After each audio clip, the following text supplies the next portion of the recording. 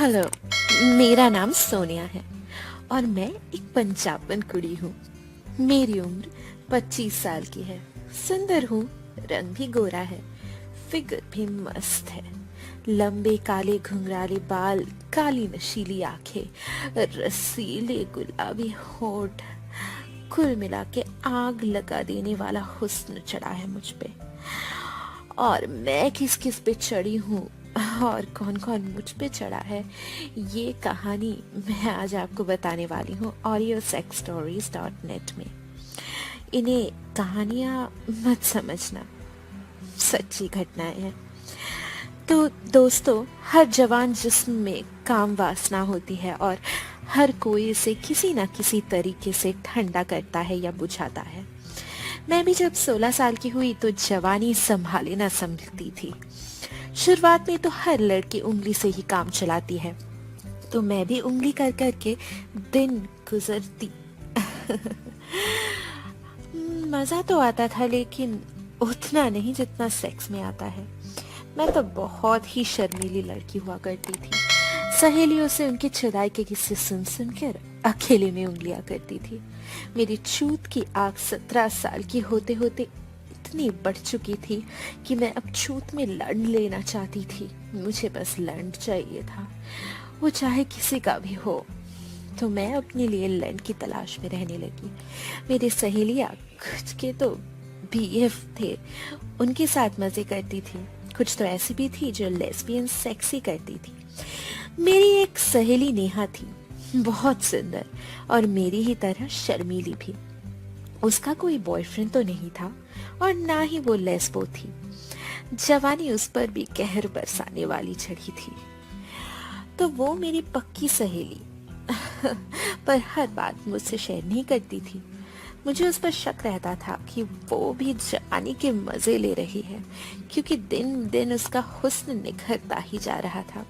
और ये तब तक मुमकिन नहीं जब तक कोई लड़की सेक्स का लुत्फ ना उठाए। क्या बताओ मेरे audiosexstories.net के दोस्तों, मेरे बहुत पूछने पर भी वो कुछ ना बताती।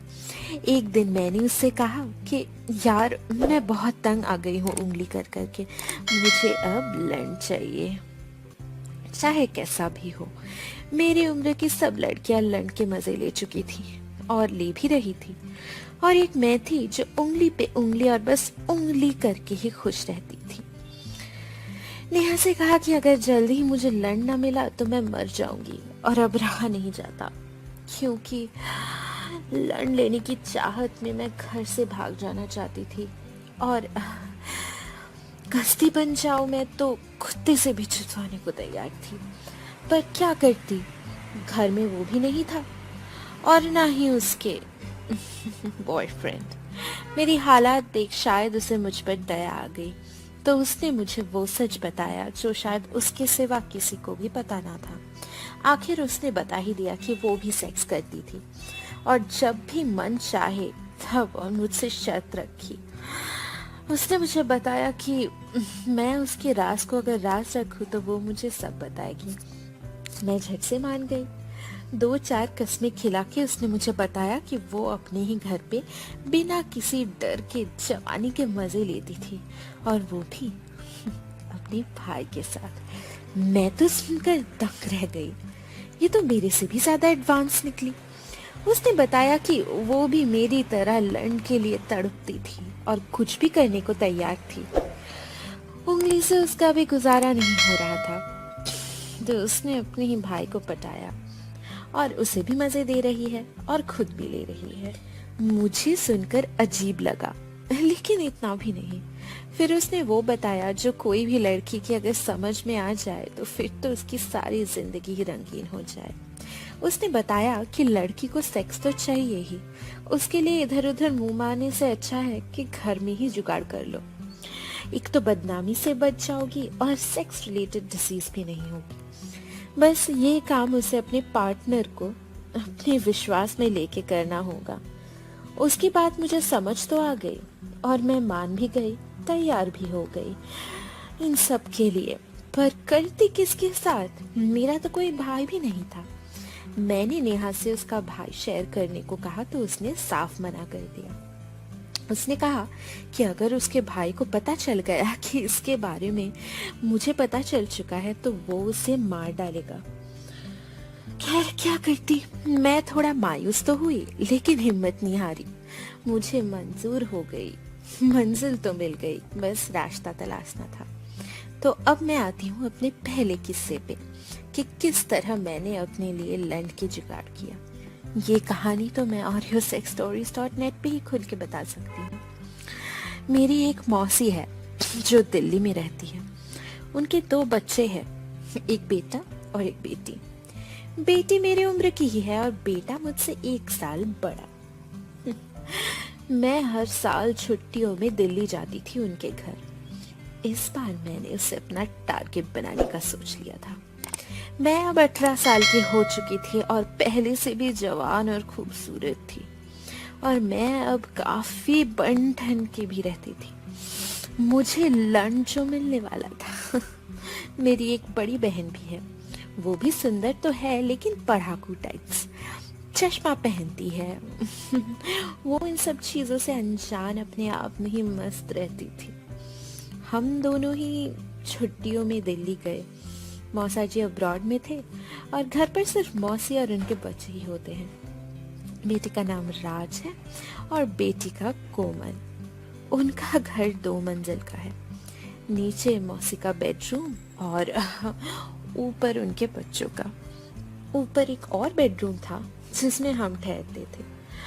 जब हम वहां पहुंचे तो मैं सबसे मिली और राज भैया से तो खूब चिपक के मिली। वैसे भी वो मुझसे बहुत प्यार करता था। मैंने उसको गले से लगा लिया और काफी देर तक छोड़ा ही नहीं, क्योंकि इस बार मेरे दिमाग में कुछ और कुछ था। तो एक दिन जब सब बाहर गए थे, मौसी भी घर पे नहीं थी और उनके और बच्चे भी नहीं थे, तब राज भैया के कमरे में जाके मैंने देखा कि वो पढ़ाई कर रहे थे। मैंने अपने गीले बालों के पानी उनके ऊपर झपट दिया और वो भी मजे लेने लगे। पीछे मुड़ के उन्होंने मेरे कमर को पकड़ा और मुझे पूरा नंगा करके बिस्तर में धकेल दिया। मैं तो चीख उठी।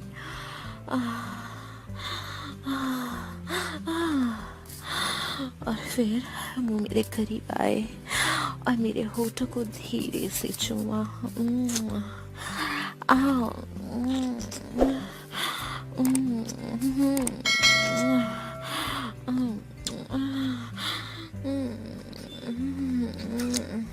ऐसे काफी देर तक हम दोनों ने एक दूसरे के होठ को चाटते रह गए। और फिर वो नीचे गए, मेरे नाभि को चूसा, फिर और नीचे गए और मेरे जिस्म के छूत को चूसने लगे। कितना मजा आ रहा था कि क्या बताऊं दोस्तों।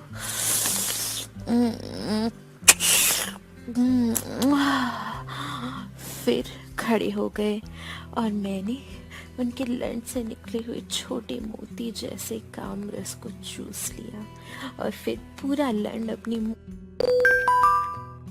शोरों से चूसने लगी।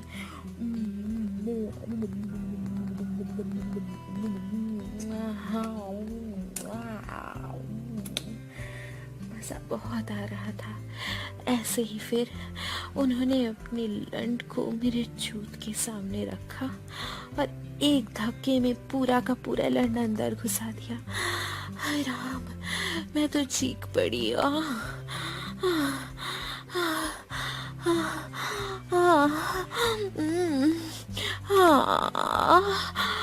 फिर जोर जोर से मुझे आगे पीछे आगे पीछे आगे पीछे करके चोदते रहे। चोद के आखिरी तक उनका जब झड़ने वाला था तब उन्होंने बोला, क्यों कुड़िए, बाहर डालो कि अंदर? मैंने बोला, भैया अंदर मत डालो, अंदर डालोगे तो बच्चा आ जाएगा और वो पैदा करने की औकात तो मेरी अभी है नहीं।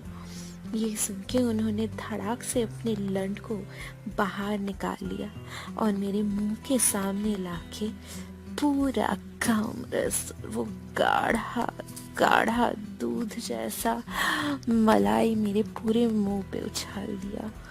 हम्म, और फिर मेरे मुंह को ही पूरा चाट गए। हाय, कितना रोमांटिक था।